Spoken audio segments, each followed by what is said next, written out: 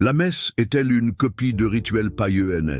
Spinoza révèle la connexion interdite. Imaginez-vous entrer dans une cathédrale gothique, l'encens flottant dans l'air, les bougies vacillantes projetant des ombres dansantes sur les murs de pierre. Vous assistez à la messe, ce rituel que des millions considèrent comme l'essence même du christianisme. Mais que diriez-vous si je vous révélais que chaque geste, chaque symbole, chaque parole de cette cérémonie existait déjà il y a des milliers d'années, bien avant que le Christ ne foule cette terre? Avant de plonger dans cette révélation qui a coûté à l'un des plus grands philosophes de l'histoire son excommunication et sa réputation, si vous aimez les histoires qui défient nos certitudes les plus profondes, n'oubliez pas de vous abonner à la chaîne pour ne manquer aucun de ces moments de vérité historique. D'ailleurs, dites-moi dans les commentaires de quel pays vous nous regardez et à quelle heure vous suivez cette investigation. Cela nous aide énormément à comprendre notre communauté internationale de chercheurs de vérité. Et si vous regardez sur votre téléphone,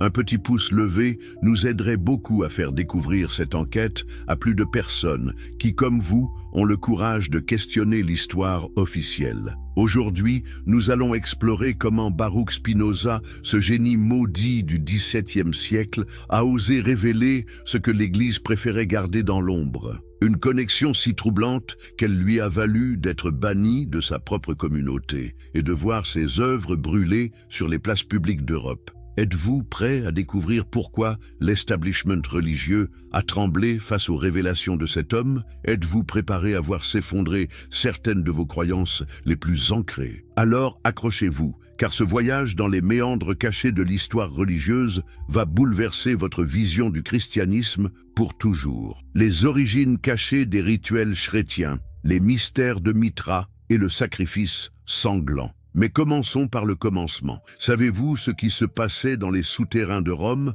au 1er siècle après J.C.? Pendant que les premiers chrétiens se cachaient dans les catacombes, dans l'obscurité des mitréums, des soldats romains participaient à un rituel d'une troublante familiarité. Imaginez cette scène. Un homme agenouillé sous un taureau sacrifié, le sang de l'animal coulant à travers une grille pour l'asperger entièrement. Ce baptême sanglant appelé le taurobol était censé purifier l'âme et garantir la renaissance spirituelle. N'est-ce pas étrangement similaire au concept de purification par le sang du Christ? Mais l'analogie ne s'arrête pas là. Après ce baptême de sang, les initiés partageaient un repas sacré composé de pain et de vin, croyant ainsi communier avec leur dieu Mithra. Ils récitaient « Celui qui ne mangera pas de mon corps et ne boira pas de mon sang, de sorte qu'il soit un avec moi et moi avec lui, celui-là ne connaîtra pas le salut. » Attendez, cette phrase ne vous rappelle-t-elle pas quelque chose? Prenez et mangez, ceci est mon corps. Prenez et buvez, ceci est mon sang. Les paroles exactes que Jésus aurait prononcées lors de la scène selon les évangiles. Mais voici le détail qui rend cette coïncidence encore plus troublante. Mithra était né le 25 décembre, d'une vierge, dans une grotte. Il était considéré comme un médiateur entre les dieux et les hommes. Il promettait la vie éternelle à ses fidèles, et sa résurrection était célébrée au printemps. Coïncidence? Spinoza ne le pensait certainement pas. Le culte de Mithra était particulièrement populaire parmi les légions romaines. Ces hommes qui parcouraient l'Empire ont répandu ses croyances et ses pratiques rituelles bien avant que le christianisme ne devienne la religion officielle de Rome. Comment expliquer alors que les premiers chrétiens aient adopté des rituels si similaires, si ce n'est par un processus d'assimilation culturelle délibéré? Marcus Aurelius lui-même, l'empereur philosophe, connaissait ces mystères. Dans ses pensées, il évoque ces religions à mystère qui promettaient la salvation par l'identification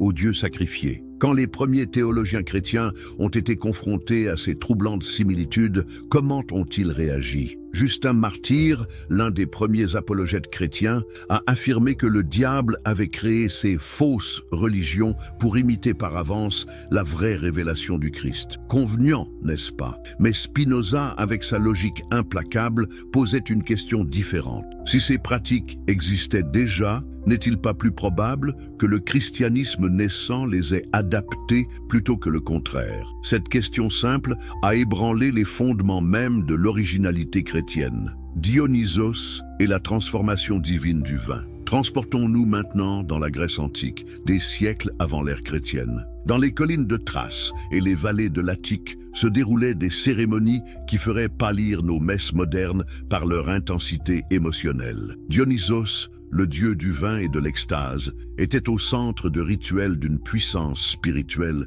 extraordinaire. Mais qu'est-ce qui rendait ces cérémonies si particulières? Et pourquoi les premiers chrétiens ont-ils si facilement adopté le symbolisme vinicole? Lors des Dionysies, les fidèles buvaient du vin en croyant littéralement ingérer l'essence divine de leur Dieu. Ils ne voyaient pas cela comme une métaphore, mais comme une transformation réelle. Le vin devenait le sang divin et en le consommant, ils pensaient fusionner avec la divinité elle-même. Euripide, dans ses Bacchantes, décrit ces transes extatiques où les participants perdaient leur individualité pour devenir un avec le Dieu. « Je suis Dionysos, fils de Zeus », s'écriait-il dans leur délire sacré. Cette identification mystique avec la divinité ne vous rappelle-t-elle pas les descriptions des premiers mystiques chrétiens? Mais voici le détail le plus troublant. Dionysos était appelé Iako, ce qui signifie littéralement « celui qui guérit » ou « le sauveur ». Il était réputé pour ressusciter les morts, transformer l'eau en vin,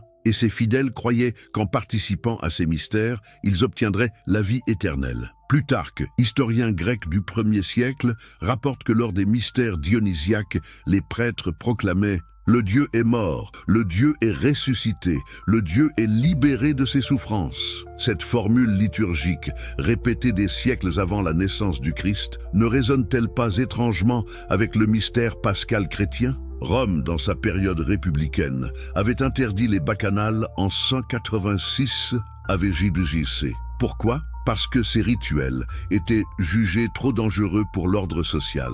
Les participants, dans leur extase religieuse, remettaient en question les hiérarchies établies, prêchaient l'égalité spirituelle et formaient des communautés alternatives qui inquiétaient les autorités. N'est-ce pas exactement ce qui s'est passé avec le christianisme primitif? Ces premières communautés chrétiennes, avec leur idéal d'égalité et leur refus des cultes officiels, n'ont-elles pas emprunté non seulement les rituels dionysiaques, mais aussi leur potentiel subversif? Spinoza, dans son analyse minutieuse des textes, avait remarqué que l'évangile de Jean insiste particulièrement sur le miracle de Cana, où Jésus transforme l'eau en vin. Coïncidence que ce miracle soit identique à celui attribué à Dionysos depuis des siècles? Pour le philosophe d'Amsterdam, cette coïncidence révélait plutôt une filiation directe entre les traditions grecques et la théologie chrétienne naissante. Les cultes à mystère du bassin méditerranéen. Mais les emprunts du christianisme naissant ne se limitaient pas au culte de Mithra et de Dionysos. Tout le bassin méditerranéen était traversé par des courants religieux qui partageaient des éléments rituels et théologiques troublants de similitude avec ce qui deviendrait la liturgie chrétienne. Commençons par l'Égypte, cette terre de mystère millénaire. Le culte d'Isis et d'Osiris, vieux de plus de 3000 ans, racontait déjà l'histoire d'un dieu qui meurt et ressuscite. Osiris, assassiné par son frère Seth, est démembré et dispersé. Isis, son épouse et sœur, rassemble ses morceaux et lui rend la vie. Cette résurrection garantit la vie éternelle à tous ceux qui suivent les rites osiriens. Mais savez-vous ce qui est le plus frappant dans ce mythe? Les fidèles d'Osiris pratiquaient un rituel appelé l'union avec le Dieu. Ils consommaient des aliments sacrés en récitant « Je suis Osiris, je suis ressuscité, je ne mourrai plus ». Ce repas rituel était censé transformer le fidèle en une parcelle du Dieu lui-même. Apulée, dans ses Métamorphoses, décrit son initiation au mystère d'Isis au 1er siècle de notre ère. Il parle d'une mort mystique, suivie d'une renaissance spirituelle, d'un baptême purificateur et d'une communion avec la déesse. J'ai approché les confins de la mort, j'ai foulé le seuil de Proserpine, et après avoir été emporté à travers tous les éléments, je suis revenu, écrit-il. N'est-ce pas exactement le langage que saint Paul utilisera pour décrire le baptême chrétien? Nous avons donc été ensevelis avec lui par le baptême en sa mort, afin que, comme Christ est ressuscité des morts, nous aussi, nous marchions en nouveauté de vie. En Phrygie, le culte d'Attis racontait l'histoire d'un jeune dieu qui se châtre et meurt sous un pin avant de ressusciter 3 jours plus tard. Ses fidèles pratiquaient des rituels de flagellation et de sacrifices personnels, culminant dans une cérémonie appelée Hilaria, la joie, qui célébrait sa résurrection au printemps. Damase, évêque de Rome au IVe siècle, écrivait dans une lettre confidentielle « Il faut reconnaître que nos cérémonies ressemblent étrangement à celles des païens. Mais que voulez-vous? Les cœurs humains ont soif des mêmes mystères depuis la nuit des temps. » En Syrie, Adonis était pleuré chaque année lors de rituels où les femmes s'arrachaient les cheveux et se frappèrent la poitrine. Puis, au troisième jour, elles célébrèrent sa résurrection dans une explosion de joie. Ces Adonis rassemblaient des milliers de personnes qui criaient « Adonis est ressuscité, Adonis nous donne la vie éternelle ». Mais voici ce qui aurait le plus troublé Spinoza. Tous ces cultes partageaient non seulement des rituels similaires, mais aussi une théologie commune. L'idée d'un médiateur divin, d'un sacrifice rédempteur, d'une résurrection garantissant la vie éternelle, d'une communion mystique avec la divinité, tous ces éléments existaient déjà dans le patrimoine religieux méditerranéen. Comment les premiers théologiens chrétiens ont-ils justifié ces ressemblances ? Origène, au IIIe siècle, développe la théorie de la préparation évangélique. Dieu aurait semé dans les religions païennes des semences de vérité pour préparer l'humanité à recevoir la révélation chrétienne. Astucieux, mais Spinoza y voyait plutôt la preuve d'un processus d'assimilation culturelle parfaitement naturel. Spinoza et sa révolution intellectuelle, le contexte explosif de l'excommunication Amsterdam, 27 juillet 1656. Une date qui résonne dans l'histoire de la pensée occidentale, comme un coup de tonnerre. Dans la synagogue portugaise de Vloyenburg retentit un anathème d'une violence inouïe contre un jeune homme de 24 ans nommé Baruch Spinoza. Mais que s'était-il passé pour qu'une communauté juive, elle-même persécutée et réfugiée, prononce contre l'un des siens la plus terrible des malédictions? Que pouvait bien avoir dit ou écrit ce fils de marchand pour déclencher une telle fureur? Le décret d'excommunication, rédigé en portugais et en hébreu, ne laisse planer aucun doute sur la gravité des accusations. Par la sentence des anges et par celle des saints, nous excommunions, chassons, maudissons et exécrons Baruch de Spinoza, qu'il soit maudit le jour et maudit la nuit, maudit quand il se couche et maudit quand il se lève, maudit quand il sort et maudit quand il entre. Mais qu'avait donc découvert Spinoza pour mériter une telle condamnation? Et surtout, comment ces recherches sur les origines des rituels religieux avaient-elles pu provoquer un tel séisme dans la communauté intellectuelle européenne? Pour comprendre la révolution spinozienne, il faut se replonger dans l'Amsterdam du XVIIe siècle. Cette ville était alors le refuge d'une importante communauté de juifs séfarades, chassés d'Espagne et du Portugal par l'Inquisition. Ces familles, souvent converties de force au christianisme avant de retrouver clandestinement leur foi judaïque, connaissaient mieux que quiconque les mécanismes d'adaptation religieuse. Spinoza avait grandi dans cette atmosphère particulière où se côtoyaient anciennes traditions hébraïques, influences chrétiennes forcées et philosophie humaniste de la Renaissance. Sa formation rabbinique lui avait donné accès aux textes hébreux, araméens et latins, mais aussi aux commentaires musulmans et chrétiens de la Bible. C'est dans ce contexte unique qu'il développa sa méthode révolutionnaire d'analyse des textes sacrés. Contrairement aux théologiens de son époque, qui cherchaient à harmoniser les contradictions bibliques par des interprétations allégoriques, Spinoza appliquait aux Écritures les mêmes outils critiques qu'aux textes profanes. Sa première découverte explosive concernait la composition même de la Bible. En analysant les styles, les vocabulaires et les anachronismes, il démontra que les 5 livres du Pentateuque ne pouvaient pas avoir été écrits par Moïse. Cette conclusion, évidente aujourd'hui pour tout exégète, était alors considérée comme un blasphème mortel. Mais Spinoza ne s'arrêta pas là. Il entreprit une étude comparative des rituels décrits dans la Bible et de ceux pratiqués par les peuples environnants. Ces découvertes étaient explosives. Les sacrifices d'animaux, les purifications par l'eau, l'usage de l'encens, la consécration des prêtres, tous ces éléments existaient déjà chez les Cananéens, les Babyloniens et les Égyptiens. Isaac Orobio de Castro, médecin et théologien de la communauté juive d'Amsterdam, avait tenté de réfuter les thèses de Spinoza dans un débat public.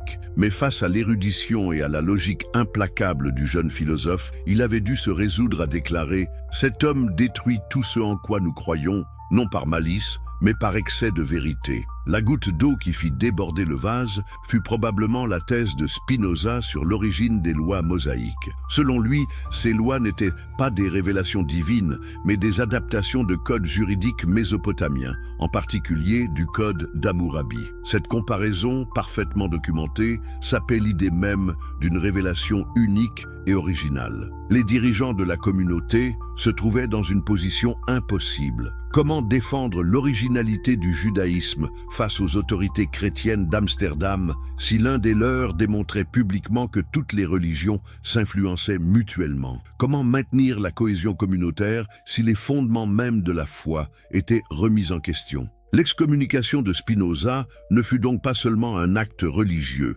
mais un acte politique. En sacrifiant leur jeune génie, les dirigeants juifs d'Amsterdam espéraient préserver leur fragile position dans une Europe encore largement antisémite. Mais Spinoza, loin de se taire, intensifia ses recherches. Exclu de sa communauté d'origine, il se consacra entièrement à son projet révolutionnaire, démontrer que toutes les religions, y compris le christianisme, étaient le produit d'évolutions historiques et d'emprunts culturels. L'analyse révolutionnaire des rituels dans le traité théologico-politique. En 1670, 14 ans après son excommunication, Spinoza publie anonymement à Amsterdam ce qui allait devenir l'un des ouvrages les plus scandaleux de l'histoire européenne, le Tractatus Theologico-Politicus. Ce livre, immédiatement interdit dans la plupart des pays européens, contenait une analyse des rituels religieux d'une audace inouïe. Mais qu'est-ce qui rendait ce traité si dangereux? Et comment Spinoza s'y prenait-il pour déconstruire des siècles de traditions religieuses? Sa méthode était d'une simplicité redoutable. Au lieu d'interpréter les textes sacrés à travers le prisme de la foi, il les étudiait comme n'importe quel document historique. Il faut expliquer l'écriture par l'écriture elle-même, écrivait-il, révolutionnant ainsi l'herméneutique biblique. Appliquant cette méthode aux rituels chrétiens, Spinoza fit des découvertes qui ébranlèrent les fondements de la théologie européenne. Il démontra, preuves à l'appui, que la plupart des cérémonies chrétiennes avaient des antécédents païens directs. Prenez l'Eucharistie, ce sacrement que l'Église catholique considère comme l'invention exclusive du Christ. Spinoza révéla que des repas sacrés similaires existaient déjà dans les cultes de Mithra, de Dionysos et d'Attis. Plus troublant encore, il cita des textes grecs antérieurs au christianisme qui utilisaient exactement les mêmes formules. « Ceci est mon corps, ceci est mon sang ». Sa démonstration était méthodique et implacable. Il commençait par établir la chronologie exacte des sources, puis comparait les textes rituels, et enfin analysait les conditions historiques qui avaient permis ces transmissions. Impossible de contester ces conclusions sans remettre en cause l'ensemble de la méthode historique. Mais Spinoza ne se contentait pas de révéler ses emprunts. Il expliquait pourquoi ils étaient inévitables. Selon lui, les premiers chrétiens, pour convertir les populations païennes, avaient délibérément adapté leurs rituels aux habitudes religieuses existantes. Cette stratégie d'inculturation, bien que politiquement habile, vidait ces rituels de leur prétendue originalité divine. Le chapitre le plus explosif du traité concernait la naissance même du christianisme. Spinoza y démontrait que Jésus de Nazareth, s'il avait existé, n'avait probablement jamais eu l'intention de fonder une nouvelle religion. Ses disciples, influencés par les cultes à mystère hellénistiques,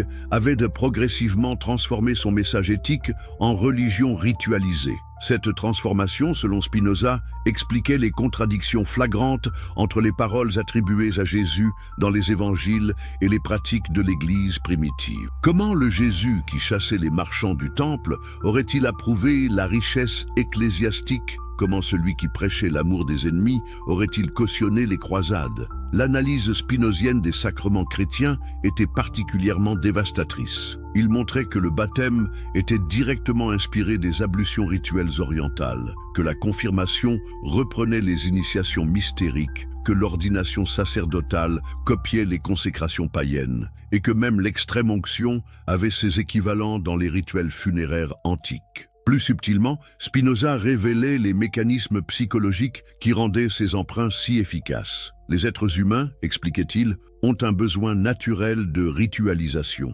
Face à l'angoisse existentielle, ils cherchent des gestes répétitifs et des formules magiques qui leur donnent l'illusion de contrôler l'incontrôlable. Les dirigeants religieux, conscients de ce besoin, avaient donc créé des systèmes rituels sophistiqués qui canalisaient cette angoisse vers des fins de pouvoir. Plus les rituels étaient complexes et mystérieux, plus ils renforçaient l'autorité de ceux qui prétendaient les interpréter. Cette analyse anticipait de 3 siècles les découvertes de l'anthropologie moderne sur les fonctions sociales des rituels. Spinoza avait compris, bien avant Durkheim ou Lévi-Strauss, que les cérémonies religieuses servaient avant tout à maintenir la cohésion sociale et l'ordre hiérarchique, la méthode historico-critique, une révolution méthodologique. Mais la véritable révolution de Spinoza ne résidait pas seulement dans ses découvertes, aussi scandaleuses soient-elles. Elle résidait dans sa méthode, cette approche historico-critique qui allait transformer à jamais l'étude des religions. Comment procédait-il concrètement pour démontrer les emprunts rituels du christianisme? Et pourquoi cette méthode était-elle si redoutable pour l'establishment religieux? Spinoza avait développé ce qu'il appelait la méthode géométrique appliquée aux textes sacrés. Comme en mathématiques, il partait d'axiomes simples et indiscutables pour en déduire des conclusions logiques. Son premier axiome était révolutionnaire. Tout texte doit être compris dans son contexte historique et culturel. Cette affirmation, évidente aujourd'hui, était alors explosive. Elle impliquait que la Bible, loin d'être une révélation intemporelle, était un produit de son époque, influencé par les cultures environnantes et les préoccupations de ses rédacteurs. Appliquant cet axiome aux rituels chrétiens, Spinoza établissait d'abord leur contexte d'apparition. Il montrait que le christianisme était né dans un monde méditerranéen traversé par de multiples courants religieux. Judaïsme pharisien, philosophie grecque, cultes à mystères orientaux, religion civique romaine. Ensuite, il comparait systématiquement les éléments rituels chrétiens avec leurs équivalents antérieurs. Cette comparaison n'était pas impressionniste, mais rigoureusement documentée. Il citait les sources, établissait les chronologies, analysait les variantes et les évolutions. Sa méthode incluait aussi ce qu'on appellerait aujourd'hui l'analyse sociologique. Spinoza étudiait les conditions sociales et politiques qui avaient favorisé ces emprunts rituels. Il montrait comment les premiers dirigeants chrétiens, pour s'implanter dans l'Empire romain, avaient dû adapter leur message aux attentes religieuses des populations à convertir. Cette approche sociologique était particulièrement novatrice. Contrairement aux théologiens qui expliquaient l'évolution religieuse par l'intervention divine, Spinoza la comprenait comme le résultat de processus humains parfaitement analysables. Il développa ainsi une véritable théorie de l'évolution religieuse. Selon lui, les religions naissent toujours de la rencontre entre des traditions différentes. Elles évoluent en s'adaptant à leurs environnements culturels et politiques. Et elles survivent en répondant aux besoins spirituels et sociaux de leurs époques. Cette théorie permettait d'expliquer non seulement les emprunts du christianisme au paganisme, mais aussi l'évolution ultérieure du christianisme lui-même. Pourquoi le catholicisme romain était-il si différent du christianisme orthodoxe ou du protestantisme? Parce que chaque branche s'était adaptée à des contextes culturels spécifiques. Spinoza appliqua également sa méthode à l'analyse des miracles et des prophéties. Au lieu de les accepter ou de les rejeter a priori, il les étudiait comme des phénomènes historiques et psychologiques. Il montrait comment certains événements naturels avaient été interprétés comme surnaturels et comment ces interprétations avaient été utilisées pour légitimer l'autorité religieuse. Sa méthode incluait enfin ce qu'on pourrait appeler une archéologie du pouvoir religieux. Il analysait comment les dirigeants religieux utilisaient les rituels, les dogmes et les institutions pour maintenir leur autorité sur les fidèles. Cette analyse du pouvoir était particulièrement subversive. Elle révélait que derrière les discours sur la vérité divine se cachaient souvent des stratégies très humaines de domination sociale et politique. La méthode spinozienne était donc révolutionnaire à plusieurs niveaux. Elle désacralisait les textes et les rituels religieux en les soumettant à l'analyse rationnelle. Elle historicisait les religions en montrant leurs évolutions et leurs adaptations. et elle politisait l'étude religieuse en révélant les enjeux de pouvoir qui la traversaient. Cette méthode anticipait de 3 siècles les développements de l'exégèse biblique moderne, de l'histoire des religions et de la sociologie religieuse. Spinoza avait inventé, avant la lettre, ce qu'on appellerait plus tard les sciences religieuses. Mais pourquoi cette méthode était-elle si dangereuse pour l'établissement religieux? Parce qu'elle sapait l'idée même de révélation divine.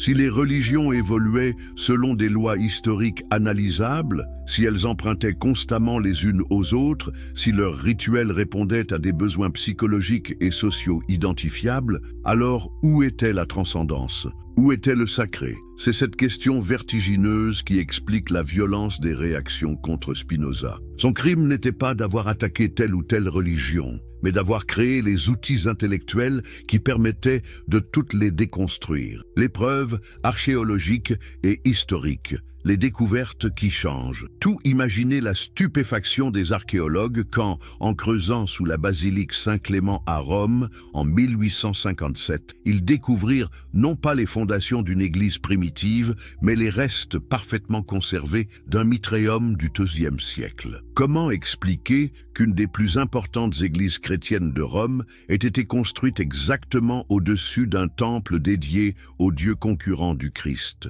Cette découverte, loin d'être isolée, s'inscrit dans une série de révélations archéologiques qui donnent une crédibilité scientifique troublante aux intuitions de Spinoza. Mais que nous révèlent exactement ces vestiges enfouis? Et pourquoi l'Église a-t-elle si longtemps tenté de minimiser leur importance? Sous Saint-Clément, les archéologues ont mis au jour non seulement le Mitraeum, mais aussi des fresques représentant les rituels mitriaques. On y voit clairement les scènes de communion avec le pain et le vin, les baptêmes purificateurs, et même des représentations de la scène mitriaque, où le Dieu partage son dernier repas avec ses disciples avant son sacrifice. Mais ce qui a le plus troublé les historiens, c'est la continuité architecturale entre le temple païen et l'église chrétienne. Les chrétiens n'ont pas détruit le Mitraeum. Ils l'ont recouvert et ont construit leur église en reprenant exactement la même orientation, la même disposition de l'autel,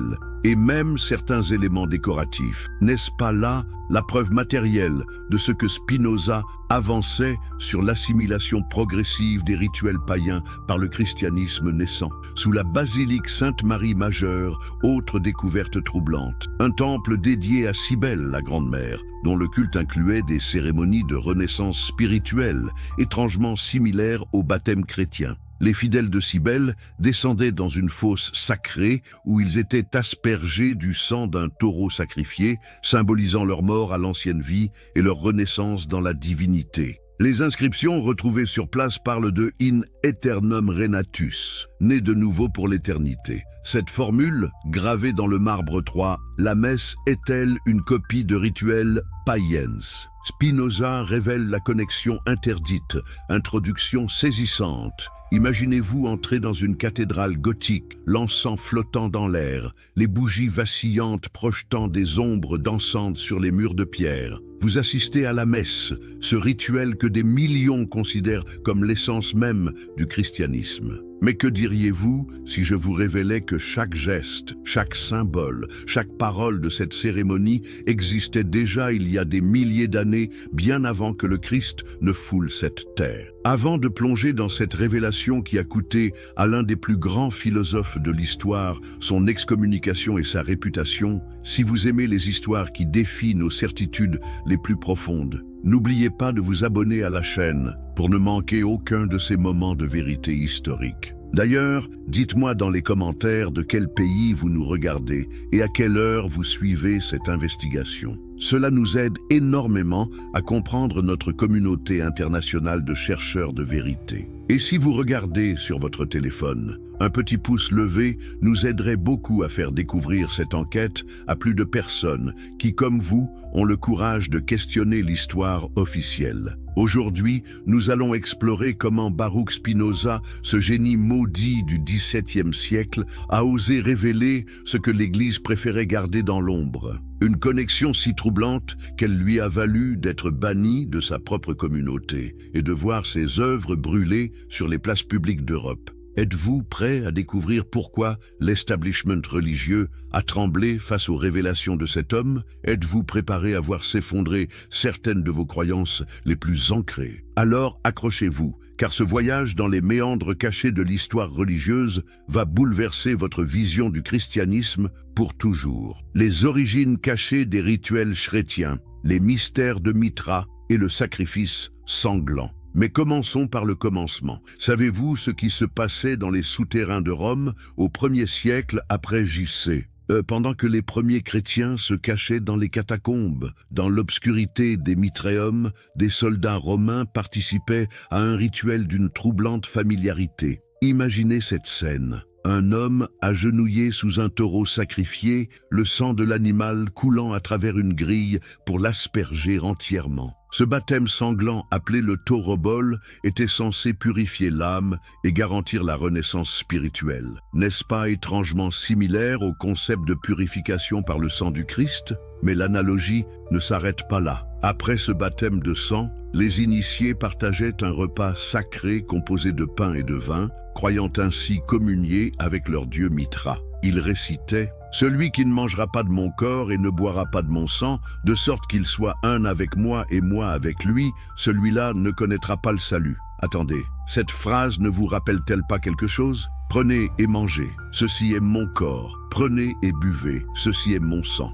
Les paroles exactes que Jésus aurait prononcées lors de la scène selon les évangiles. Mais voici le détail qui rend cette coïncidence encore plus troublante. Mithra était né le 25 décembre d'une vierge dans une grotte. Il était considéré comme un médiateur entre les dieux et les hommes. Il promettait la vie éternelle à ses fidèles, et sa résurrection était célébrée au printemps. Coïncidence? Spinoza ne le pensait certainement pas. Le culte de Mithra était particulièrement populaire parmi les légions romaines. Ces hommes qui parcouraient l'Empire ont répandu ses croyances et ses pratiques rituelles bien avant que le christianisme ne devienne la religion officielle de Rome. Comment expliquer alors que les premiers chrétiens aient adopté des rituels si similaires, si ce n'est par un processus d'assimilation culturelle délibéré? Marcus Aurelius lui-même, l'empereur philosophe, connaissait ces mystères. Dans ses pensées, il évoque ces religions à mystère qui promettaient la salvation par l'identification au Dieu sacrifié. Quand les premiers théologiens chrétiens ont été confrontés à ces troublantes similitudes, comment ont-ils réagi? Justin Martyr, l'un des premiers apologètes chrétiens, a affirmé que le diable avait créé ces fausses religions pour imiter par avance la vraie révélation du Christ. Convenant, n'est-ce pas? Mais Spinoza, avec sa logique implacable, posait une question différente. Si ces pratiques existaient déjà, n'est-il pas plus probable que le christianisme naissant les ait adaptées plutôt que le contraire? Cette question simple a ébranlé les fondements même de l'originalité chrétienne. Dionysos et la transformation divine du vin. Transportons-nous maintenant dans la Grèce antique, des siècles avant l'ère chrétienne. Dans les collines de Thrace et les vallées de l'Attique se déroulaient des cérémonies qui feraient pâlir nos messes modernes par leur intensité émotionnelle. Dionysos, le dieu du vin et de l'extase, était au centre de rituels d'une puissance spirituelle extraordinaire. Mais qu'est-ce qui rendait ces cérémonies si particulières? Et pourquoi les premiers chrétiens ont-ils si facilement adopté le symbolisme vinicole? Lors des Dionysies, les fidèles buvaient du vin en croyant littéralement ingérer l'essence divine de leur Dieu. Ils ne voyaient pas cela comme une métaphore, mais comme une transformation réelle. Le vin devenait le sang divin et en le consommant, ils pensaient fusionner avec la divinité elle-même. Euripide, dans ses Bacchantes, décrit ces transes extatiques où les participants perdaient leur individualité pour devenir un avec le Dieu. « Je suis Dionysos, fils de Zeus », s'écriait-il dans leur délire sacré. Cette identification mystique avec la divinité ne vous rappelle-t-elle pas les descriptions des premiers mystiques chrétiens? Mais voici le détail le plus troublant. Dionysos était appelé Iako, ce qui signifie littéralement « celui qui guérit » ou « le sauveur ». Il était réputé pour ressusciter les morts, transformer l'eau en vin, et ses fidèles croyaient qu'en participant à ces mystères, ils obtiendraient la vie éternelle. Plutarque, historien grec du 1er siècle, rapporte que lors des mystères dionysiaques, les prêtres proclamaient « Le Dieu est mort, le Dieu est ressuscité, le Dieu est libéré de ses souffrances. Cette formule liturgique, répétée des siècles avant la naissance du Christ, ne résonne-t-elle pas étrangement avec le mystère pascal chrétien ? Rome, dans sa période républicaine, avait interdit les bacchanales en 186 AVJC. Pourquoi ? Parce que ces rituels étaient jugés trop dangereux pour l'ordre social. Les participants, dans leur extase religieuse, remettaient en question les hiérarchies établies, prêchaient l'égalité spirituelle et formaient des communautés alternatives qui inquiétaient les autorités. N'est-ce pas exactement ce qui s'est passé avec le christianisme primitif? Ces premières communautés chrétiennes, avec leur idéal d'égalité et leur refus des cultes officiels, n'ont-elles pas emprunté non seulement les rituels dionysiaques, mais aussi leur potentiel subversif? Spinoza, dans son analyse minutieuse des textes, avait remarqué que l'évangile de Jean insiste particulièrement sur le miracle de Cana, où Jésus transforme l'eau en vin. Coïncidence que ce miracle soit identique à celui attribué à Dionysos depuis des siècles. Pour le philosophe d'Amsterdam, cette coïncidence révélait plutôt une filiation directe entre les traditions grecques et la théologie chrétienne naissante. Les cultes à mystère du bassin méditerranéen. Mais les emprunts du christianisme naissant ne se limitaient pas au culte de Mithra et de Dionysos. Tout le bassin méditerranéen était traversé par des courants religieux qui partageaient des éléments rituels et théologiques troublants de similitude avec ce qui deviendrait la liturgie chrétienne. Commençons par l'Égypte, cette terre de mystère millénaire. Le culte d'Isis et d'Osiris, vieux de plus de 3000 ans, racontait déjà l'histoire d'un dieu qui meurt et ressuscite. Osiris, assassiné par son frère Seth, est démembré et dispersé. Isis, son épouse et sœur, rassemble ses morceaux et lui rend la vie. Cette résurrection garantit la vie éternelle à tous ceux qui suivent les rites osiriens. Mais savez-vous ce qui est le plus frappant dans ce mythe? Les fidèles d'Osiris pratiquaient un rituel appelé l'union avec le dieu. Ils consommaient des aliments sacrés en récitant « Je suis Osiris, je suis ressuscité, je ne mourrai plus ». Ce repas rituel était censé transformer le fidèle en une parcelle du dieu lui-même. Apulée, dans ses Métamorphoses, décrit son initiation au mystère d'Isis au 1er siècle de notre ère. Il parle d'une mort mystique, suivie d'une renaissance spirituelle, d'un baptême purificateur et d'une communion avec la déesse. J'ai approché les confins de la mort, j'ai foulé le seuil de Proserpine, et après avoir été emporté à travers tous les éléments, je suis revenu, écrit-il. N'est-ce pas exactement le langage que saint Paul utilisera pour décrire le baptême chrétien? Nous avons donc été ensevelis avec lui par le baptême en sa mort, afin que, comme Christ est ressuscité des morts, nous aussi, nous marchions en nouveauté de vie. En Phrygie, le culte d'Attis racontait l'histoire d'un jeune dieu qui se châtre et meurt sous un pin avant de ressusciter 3 jours plus tard. Ses fidèles pratiquaient des rituels de flagellation et de sacrifices personnels, culminant dans une cérémonie appelée Hilaria, la joie, qui célébrait sa résurrection au printemps. Damase, évêque de Rome au IVe siècle, écrivait dans une lettre confidentielle « Il faut reconnaître que nos cérémonies ressemblent étrangement à celles des païens. Mais que voulez-vous? Les cœurs humains ont soif des mêmes mystères depuis la nuit des temps. » En Syrie, Adonis était pleuré chaque année lors de rituels où les femmes s'arrachaient les cheveux et se frappèrent la poitrine. Puis, au 3e jour, elles célébrèrent sa résurrection dans une explosion de joie. Ces Adonis rassemblaient des milliers de personnes qui criaient « Adonis est ressuscité, Adonis nous donne la vie éternelle ». Mais voici ce qui aurait le plus troublé Spinoza. Tous ces cultes partageaient non seulement des rituels similaires, mais aussi une théologie commune. L'idée d'un médiateur divin, d'un sacrifice rédempteur, d'une résurrection garantissant la vie éternelle, d'une communion mystique avec la divinité, tous ces éléments existaient déjà dans le patrimoine religieux méditerranéen. Comment les premiers théologiens chrétiens ont-ils justifié ces ressemblances ? Origène, au IIIe siècle, développe la théorie de la préparation évangélique.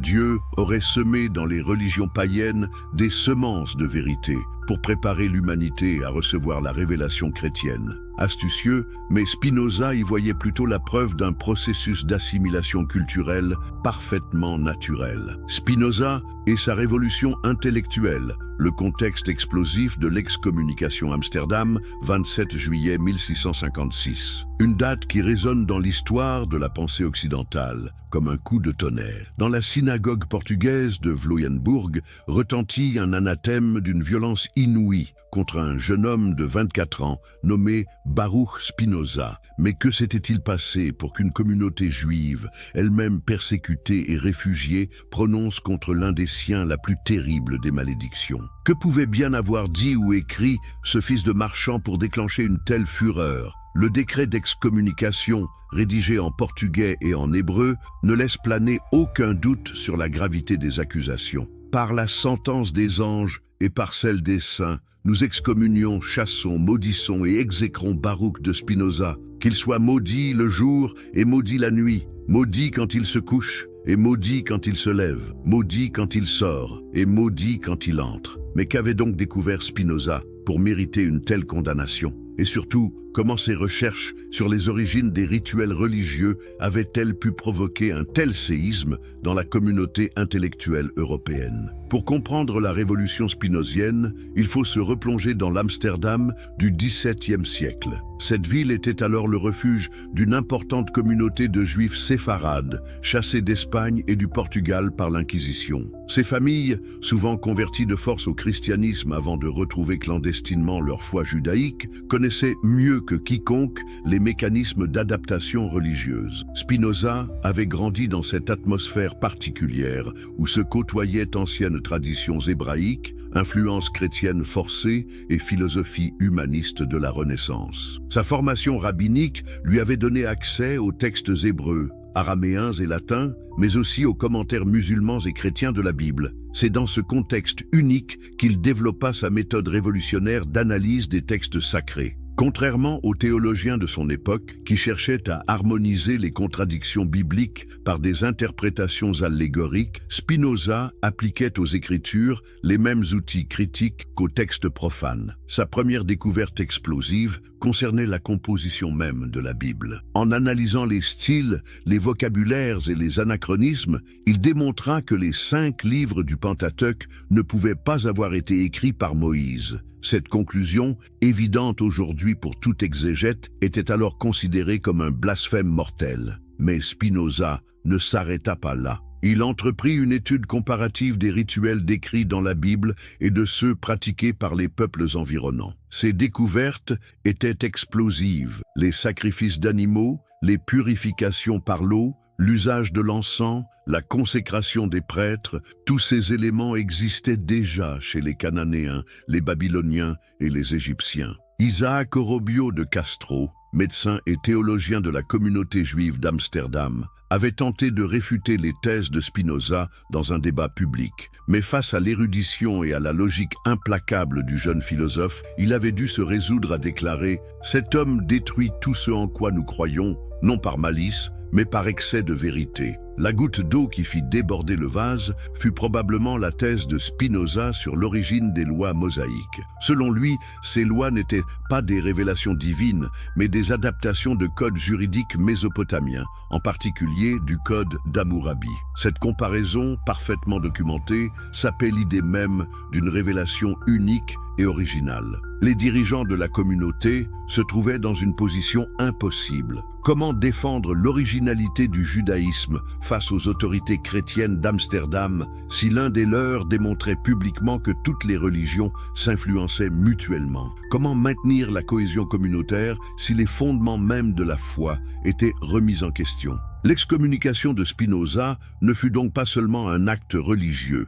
mais un acte politique. En sacrifiant leur jeune génie, les dirigeants juifs d'Amsterdam espéraient préserver leur fragile position dans une Europe encore largement antisémite. Mais Spinoza, loin de se taire, intensifia ses recherches. Exclu de sa communauté d'origine, il se consacra entièrement à son projet révolutionnaire, démontrer que toutes les religions, y compris le christianisme, étaient le produit d'évolutions historiques et d'emprunts culturels. L'analyse révolutionnaire des rituels dans le traité théologico-politique. En 1670, 14 ans après son excommunication, Spinoza publie anonymement à Amsterdam ce qui allait devenir l'un des ouvrages les plus scandaleux de l'histoire européenne, le Tractatus Theologico-Politicus. Ce livre, immédiatement interdit dans la plupart des pays européens, contenait une analyse des rituels religieux d'une audace inouïe. Mais qu'est-ce qui rendait ce traité si dangereux? Et comment Spinoza s'y prenait-il pour déconstruire des siècles de traditions religieuses? Sa méthode était d'une simplicité redoutable. Au lieu d'interpréter les textes sacrés à travers le prisme de la foi, il les étudiait comme n'importe quel document historique. Il faut expliquer l'écriture par l'écriture elle-même, écrivait-il, révolutionnant ainsi l'herméneutique biblique. Appliquant cette méthode aux rituels chrétiens, Spinoza fit des découvertes qui ébranlèrent les fondements de la théologie européenne. Il démontra, preuves à l'appui, que la plupart des cérémonies chrétiennes avaient des antécédents païens directs. Prenez l'Eucharistie, ce sacrement que l'Église catholique considère comme l'invention exclusive du Christ. Spinoza révéla que des repas sacrés similaires existaient déjà dans les cultes de Mithra, de Dionysos et d'Attis. Plus troublant encore, il cita des textes grecs antérieurs au christianisme qui utilisaient exactement les mêmes formules. « Ceci est mon corps, ceci est mon sang ». Sa démonstration était méthodique et implacable. Il commençait par établir la chronologie exacte des sources, puis comparait les textes rituels, et enfin analysait les conditions historiques qui avaient permis ces transmissions. Impossible de contester ces conclusions sans remettre en cause l'ensemble de la méthode historique. Mais Spinoza ne se contentait pas de révéler ses emprunts. Il expliquait pourquoi ils étaient inévitables. Selon lui, les premiers chrétiens, pour convertir les populations païennes, avaient délibérément adapté leurs rituels aux habitudes religieuses existantes. Cette stratégie d'inculturation, bien que politiquement habile, vidait ces rituels de leur prétendue originalité divine. Le chapitre le plus explosif du traité concernait la naissance même du christianisme. Spinoza y démontrait que Jésus de Nazareth, s'il avait existé, n'avait probablement jamais eu l'intention de fonder une nouvelle religion. Ses disciples, influencés par les cultes à mystère hellénistiques, avaient progressivement transformé son message éthique en religion ritualisée. Cette transformation, selon Spinoza, expliquait les contradictions flagrantes entre les paroles attribuées à Jésus dans les évangiles et les pratiques de l'Église primitive. Comment le Jésus qui chassait les marchands du temple aurait-il approuvé la richesse ecclésiastique? Comment celui qui prêchait l'amour des ennemis aurait-il cautionné les croisades? L'analyse spinozienne des sacrements chrétiens était particulièrement dévastatrice. Il montrait que le baptême était directement inspiré des ablutions rituelles orientales, que la confirmation reprenait les initiations mystériques, que l'ordination sacerdotale copiait les consécrations païennes, et que même l'extrême onction avait ses équivalents dans les rituels funéraires antiques. Plus subtilement, Spinoza révélait les mécanismes psychologiques qui rendaient ces emprunts si efficaces. Les êtres humains, expliquait-il, ont un besoin naturel de ritualisation. Face à l'angoisse existentielle, ils cherchent des gestes répétitifs et des formules magiques qui leur donnent l'illusion de contrôler l'incontrôlable. Les dirigeants religieux, conscients de ce besoin, avaient donc créé des systèmes rituels sophistiqués qui canalisaient cette angoisse vers des fins de pouvoir. Plus les rituels étaient complexes et mystérieux, plus ils renforçaient l'autorité de ceux qui prétendaient les interpréter. Cette analyse anticipait de 3 siècles les découvertes de l'anthropologie moderne sur les fonctions sociales des rituels. Spinoza avait compris, bien avant Durkheim ou Lévi-Strauss, que les cérémonies religieuses servaient avant tout à maintenir la cohésion sociale et l'ordre hiérarchique, la méthode historico-critique, une révolution méthodologique. Mais la véritable révolution de Spinoza ne résidait pas seulement dans ses découvertes, aussi scandaleuses soient-elles. Elle résidait dans sa méthode, cette approche historico-critique qui allait transformer à jamais l'étude des religions. Comment procédait-il concrètement pour démontrer les emprunts rituels du christianisme ? Et pourquoi cette méthode était-elle si redoutable pour l'establishment religieux? Spinoza avait développé ce qu'il appelait la méthode géométrique appliquée aux textes sacrés. Comme en mathématiques, il partait d'axiomes simples et indiscutables pour en déduire des conclusions logiques. Son premier axiome était révolutionnaire. Tout texte doit être compris dans son contexte historique et culturel. Cette affirmation, évidente aujourd'hui, était alors explosive. Elle impliquait que la Bible, loin d'être une révélation intemporelle, était un produit de son époque, influencé par les cultures environnantes et les préoccupations de ses rédacteurs. Appliquant cet axiome aux rituels chrétiens, Spinoza établissait d'abord leur contexte d'apparition. Il montrait que le christianisme était né dans un monde méditerranéen traversé par de multiples courants religieux. Judaïsme pharisien, philosophie grecque, cultes à mystères orientaux, religion civique romaine. Ensuite, il comparait systématiquement les éléments rituels chrétiens avec leurs équivalents antérieurs. Cette comparaison n'était pas impressionniste, mais rigoureusement documentée. Il citait les sources, établissait les chronologies, analysait les variantes et les évolutions. Sa méthode incluait aussi ce qu'on appellerait aujourd'hui l'analyse sociologique. Spinoza étudiait les conditions sociales et politiques qui avaient favorisé ces emprunts rituels. Il montrait comment les premiers dirigeants chrétiens, pour s'implanter dans l'Empire romain, avaient dû adapter leur message aux attentes religieuses des populations à convertir. Cette approche sociologique était particulièrement novatrice. Contrairement aux théologiens qui expliquaient l'évolution religieuse par l'intervention divine, Spinoza la comprenait comme le résultat de processus humains parfaitement analysables. Il développa ainsi une véritable théorie de l'évolution religieuse. Selon lui, les religions naissent toujours de la rencontre entre des traditions différentes. Elles évoluent en s'adaptant à leurs environnements culturels et politiques, et elles survivent en répondant aux besoins spirituels et sociaux de leurs époques. Cette théorie permettait d'expliquer non seulement les emprunts du christianisme au paganisme, mais aussi l'évolution ultérieure du christianisme lui-même. Pourquoi le catholicisme romain était-il si différent du christianisme orthodoxe ou du protestantisme? Parce que chaque branche s'était adaptée à des contextes culturels spécifiques. Spinoza appliqua également sa méthode à l'analyse des miracles et des prophéties. Au lieu de les accepter ou de les rejeter a priori, il les étudiait comme des phénomènes historiques et psychologiques. Il montrait comment certains événements naturels avaient été interprétés comme surnaturels et comment ces interprétations avaient été utilisées pour légitimer l'autorité religieuse. Sa méthode incluait enfin ce qu'on pourrait appeler une archéologie du pouvoir religieux. Il analysait comment les dirigeants religieux utilisaient les rituels, les dogmes et les institutions pour maintenir leur autorité sur les fidèles. Cette analyse du pouvoir était particulièrement subversive. Elle révélait que derrière les discours sur la vérité divine se cachaient souvent des stratégies très humaines de domination sociale et politique. La méthode spinozienne était donc révolutionnaire à plusieurs niveaux. Elle désacralisait les textes et les rituels religieux en les soumettant à l'analyse rationnelle. Elle historicisait les religions en montrant leurs évolutions et leurs adaptations. Et elle politisait l'étude religieuse en révélant les enjeux de pouvoir qui la traversaient. Cette méthode anticipait de 3 siècles les développements de l'exégèse biblique moderne, de l'histoire des religions et de la sociologie religieuse. Spinoza avait inventé, avant la lettre, ce qu'on appellerait plus tard les sciences religieuses. Mais pourquoi cette méthode était-elle si dangereuse pour l'établissement religieux? Parce qu'elle sapait l'idée même de révélation divine. Si les religions évoluaient selon des lois historiques analysables,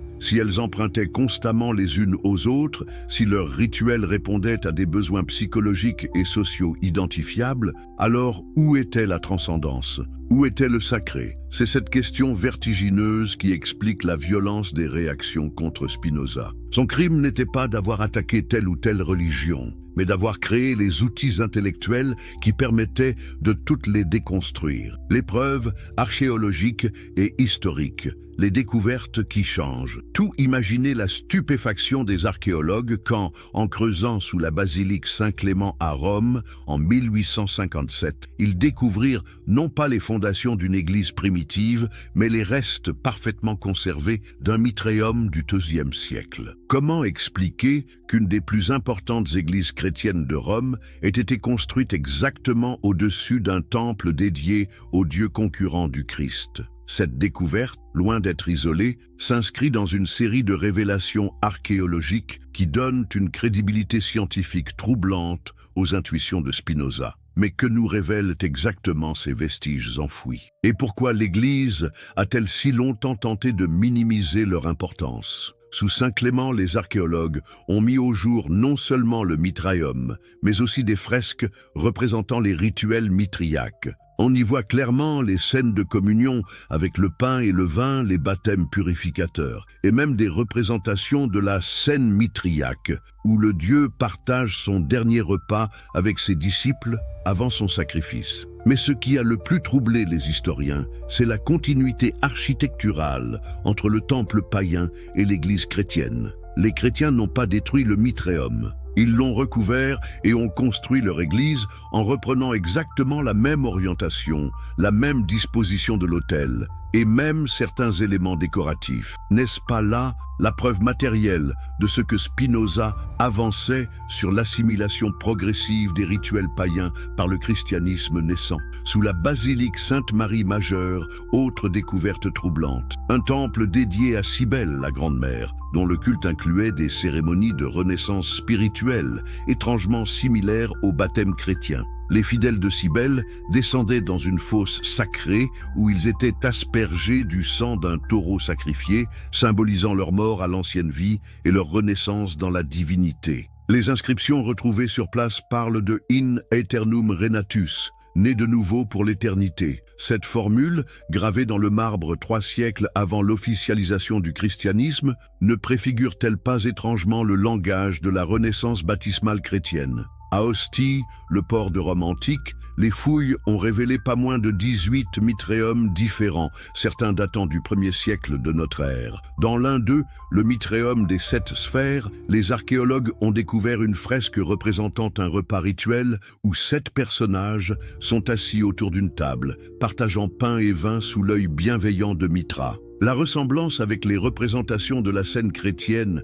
est si frappante que certains guides touristiques évitent soigneusement de faire le parallèle. Mais les découvertes les plus troublantes concernent les catacombes elles-mêmes. Dans les catacombes de Priscille, les archéologues ont identifié des fresques du IIe siècle qui mélangent allègrement symbolisme chrétien et païen. On y voit le bon pasteur côtoyer Orphée, charmant les animaux, des scènes de banquets eucharistiques mélangées à des représentations de symposiums dionysiaques. Comment expliquer cette coexistence iconographique si le christianisme était vraiment une révélation totalement originale? N'est-ce pas plutôt la preuve que les premiers chrétiens puisaient consciemment dans le répertoire symbolique de leur époque? Franz Cumont, le grand archéologue belge du début du XXe siècle, avait été frappé par ces découvertes. Dans ses Mystères de Mitra, il écrivait « Il est impossible d'étudier l'archéologie des premiers siècles chrétiens sans être frappé par la continuité rituelle et symbolique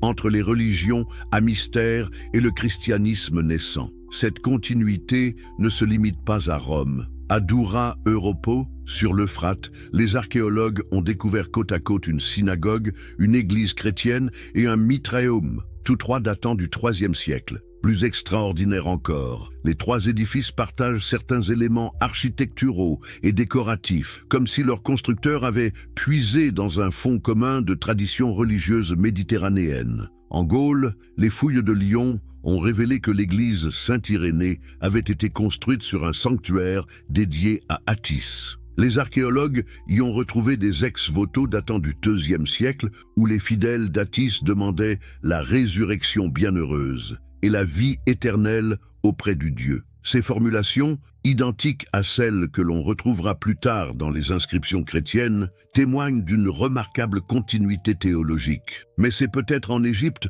que les découvertes archéologiques sont les plus éloquentes. À Oxyrhynque, les papyrologues ont exhumé des textes du IIe siècle qui montrent l'extraordinaire fluidité entre christianisme et religion à mystère. Un même papyrus peut contenir des invocations au Christ et à Sérapis, des prières chrétiennes et des formules magiques héritées des cultes isiaques. Ces textes révèlent que pour les habitants de l'Égypte romano-byzantine, il n'y avait pas de frontière étanche entre les différentes traditions religieuses. Ils pratiquaient un syncrétisme assumé, empruntant à chaque tradition ce qui répondait le mieux à leurs besoins spirituels. Le papyrus magique de Paris, découvert en 1888, contient une prière qui mélange formules chrétiennes et invocations isiaques. Par Jésus-Christ et par Isis, la grande magicienne, accorde-moi la résurrection et la vie éternelle. Cette prière, datée du IIIe siècle, montre que les fidèles de l'époque ne voyaient aucune contradiction entre ces différentes traditions. À Kélia, en Égypte, les fouilles des années 1960 ont révélé des cellules monastiques du IVe siècle décorées de fresques mêlant iconographie chrétienne et égyptienne. On y voit des croix entourées d'ankh égyptiennes, des représentations du Christ avec les attributs d'Horus, des scènes de résurrection inspirées des rituels osiriens. Ces découvertes ont profondément troublé certains historiens de l'art chrétien. Comment concilier ces preuves matérielles d'un syncrétisme assumé avec le discours traditionnel sur l'originalité absolue du christianisme? Les documents historiques occultés. Mais les preuves archéologiques ne sont rien comparées aux documents historiques que l'Église a soigneusement écartés du canon officiel. Ces textes, redécouverts progressivement depuis le XIXe siècle, révèlent un christianisme primitif bien différent de l'image lisse que nous en donne la tradition officielle. Savez-vous ce que contenait la bibliothèque de Nag Hammadi, découverte en 1945 dans le désert égyptien? 13 codex contenant 52 traités, dont la plupart étaient totalement inconnus de l'histoire officielle du christianisme. Ces textes, cachés au IVe siècle par des moines qui refusaient l'orthodoxie imposée par l'empereur Constantin, jettent un éclairage saisissant sur la diversité des christianismes primitifs. L'Évangile selon Thomas, l'un de ces textes retrouvés, présente un Jésus dont l'enseignement ressemble étrangement à celui des maîtres gnostiques et des philosophes néo-platoniciens. Celui qui boira de ma bouche deviendra comme moi, et moi, je deviendrai comme lui, dit ce Jésus-là. N'est-ce pas exactement le langage des mystères dionysiaques où l'initié fusionnait avec son Dieu? Plus troublant encore, l'évangile de Philippe décrit l'Eucharistie en termes qui rappellent irrésistiblement les repas sacrés des cultes à mystère. Ceux qui disent qu'ils mourront d'abord et qu'ils ressusciteront sont dans l'erreur. S'ils ne reçoivent pas d'abord la résurrection tant qu'ils vivent, ils ne recevront rien quand ils meurent. Ces textes révèlent un christianisme primitif beaucoup plus diversifié et syncrétique que ne le laisse entendre l'histoire officielle. Certains groupes chrétiens pratiquaient ouvertement des rituels inspirés des mystères païens. D'autres développaient des théologies qui mêlaient enseignement du Christ et philosophie grecque. Mais pourquoi ces textes ont-ils été écartés du canon officiel? Et surtout, que nous apprennent-ils sur l'évolution réelle du christianisme primitif? La correspondance de Clément d'Alexandrie, découverte au monastère de Marsaba en 1958, contient des aveux troublants. Dans une lettre à son disciple Théodore, ce père de l'Église reconnaît que Marc l'évangéliste avait rédigé 2 versions de son évangile. Une pour le grand public et une secrète réservée aux initiés. Cette version secrète, selon Clément, contenait des épisodes où Jésus initiait ses disciples à des mystères divins selon des rituels qui ressemblaient fort aux cérémonies des cultes à mystère. Après ces paroles, écrit Marc dans cette version cachée, Jésus emmena le jeune homme dans la maison où retentissait le cri du coq. Il lui enseigna les mystères du royaume de Dieu. Cette formulation évoque irrésistiblement les initiations mystériques où le maître révélait progressivement les secrets divins à ses disciples choisis. Origène, dans ses commentaires sur l'évangile de Jean, évoque lui aussi l'existence de traditions secrètes dans le christianisme primitif. Il parle de mystères plus profonds, réservés aux parfaits, de rituels d'initiation progressive et même de cérémonies nocturnes qui rappellent étrangement les mystères dionysiaques. Ces témoignages révèlent que le christianisme des premiers siècles était loin d'être uniforme. Coexistait un christianisme populaire, proche des attentes religieuses communes, et un christianisme initiatique qui empruntait ouvertement aux traditions mystériques hellénistiques. Les actes de Paul et Thècle, écartés du canon au IVe siècle,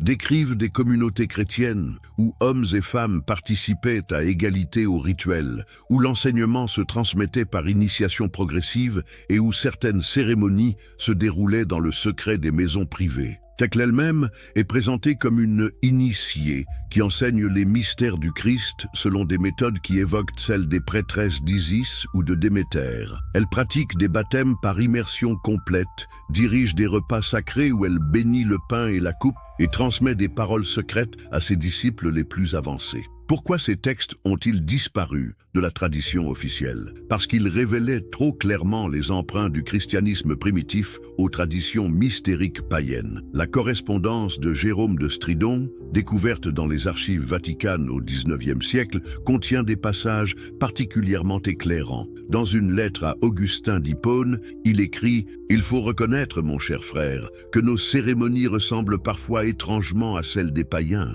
Mais n'est-ce pas là la sagesse de la Providence qui a voulu préparer les cœurs païens à recevoir la vraie religion ? Cette lettre, soigneusement occultée pendant des siècles, révèle que les pères de l'Église étaient parfaitement conscients des similitudes entre rituels chrétiens et païens. Loin de les nier, ils les expliquaient par une théorie de la préparation évangélique qui justifiait a posteriori ces emprunts manifestes. Augustin lui-même, dans ses rétractations, reconnaît avoir emprunté certains éléments de sa théologie sacramentaire aux anciens mystères. Il parle de vérités semées par Dieu dans les religions païennes et de préfiguration providentielle qui aurait préparé l'humanité à recevoir les sacrements chrétiens. Ces aveux, enterrés dans des œuvres théologiques techniques, révèlent que les plus grands docteurs de l'Église admettaient en privé ce qu'ils niaient en public. Le christianisme avait massivement emprunté aux traditions religieuses antérieures. Les témoignages des contemporains.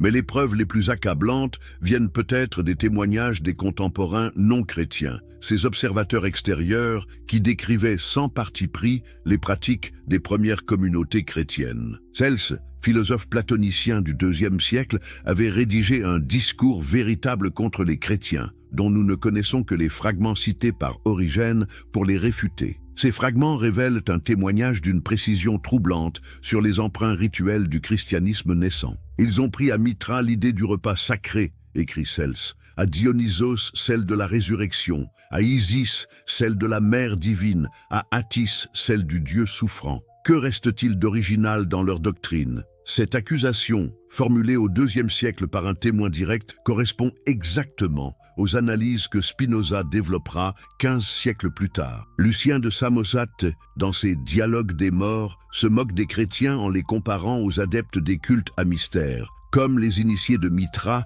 ils croient manger leur Dieu. Comme les bacchantes, ils se rassemblent la nuit pour leurs orgies sacrées. Comme les fidèles d'Isis, ils promettent la résurrection à leurs adeptes. Ces témoignages, postérieurs de plusieurs siècles aux événements évangéliques, révèlent que les observateurs païens de l'époque ne voyaient dans le christianisme qu'une variante supplémentaire des religions à mystère qui pullulaient dans l'Empire romain. Porphyre, disciple de Plotin et farouche adversaire du christianisme, avait rédigé au IIIe siècle un traité contre les chrétiens en 15 livres. Cette œuvre, systématiquement détruite par ordre impérial au IVe siècle, nous est connue par les fragments conservés dans les réfutations de ses adversaires chrétiens. Ces fragments révèlent une analyse d'une sophistication remarquable. Porphyre ne se contentait pas d'accuser les chrétiens de plagiat, il analysait les mécanismes précis de ces emprunts. Il montrait comment certains termes techniques des mystères païens avaient été repris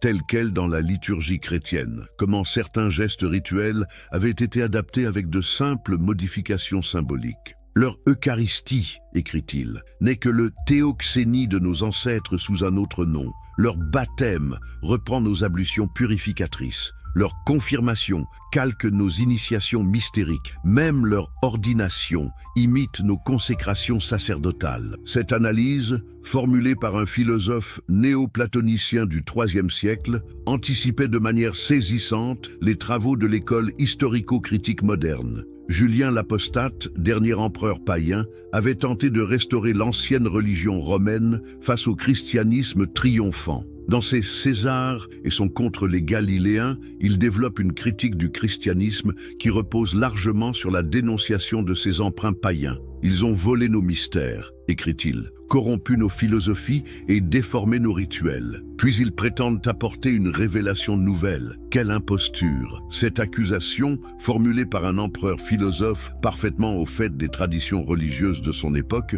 témoigne de la réalité de ses emprunts. Mais le témoignage le plus précieux vient peut-être d'Ammien Marcellin, historien païen du IVe siècle qui a assisté à la christianisation de l'Empire. Dans ses Histoires, il décrit avec une précision ethnographique remarquable les rituels chrétiens de son époque et leur ressemblance avec les cultes païens qu'il remplaçait. À Rome, écrit-il, j'ai vu les chrétiens célébrer leurs mystères dans les mêmes lieux où autrefois se déroulaient les initiations mitriaques. Ils utilisent les mêmes gestes, les mêmes formules, souvent même les mêmes objets rituels. Seuls les noms ont changé. Ce témoignage d'un contemporain direct de la christianisation officielle de l'Empire confirme de manière saisissante les intuitions de Spinoza sur la continuité rituelle entre paganisme et christianisme. Ces documents historiques, longtemps occultés ou minimisés, forment un faisceau de preuves convergentes qui donnent une crédibilité scientifique aux analyses spinoziennes. Ils révèlent un christianisme primitif, beaucoup plus syncrétique et beaucoup moins original que ne le prétend la tradition officielle. Mais surtout, ils montrent que cette réalité était parfaitement connue des contemporains, qu'ils soient chrétiens ou païens. Les emprunts rituels du christianisme n'étaient pas un secret, ils étaient une évidence pour quiconque avait des yeux pour voir. Pourquoi alors cette réalité a-t-elle été progressivement occultée? Comment l'Église a-t-elle réussi à imposer le mythe de son originalité absolue? C'est ce que nous découvrirons en analysant les stratégies politiques et théologiques des dirigeants chrétiens des premiers siècles.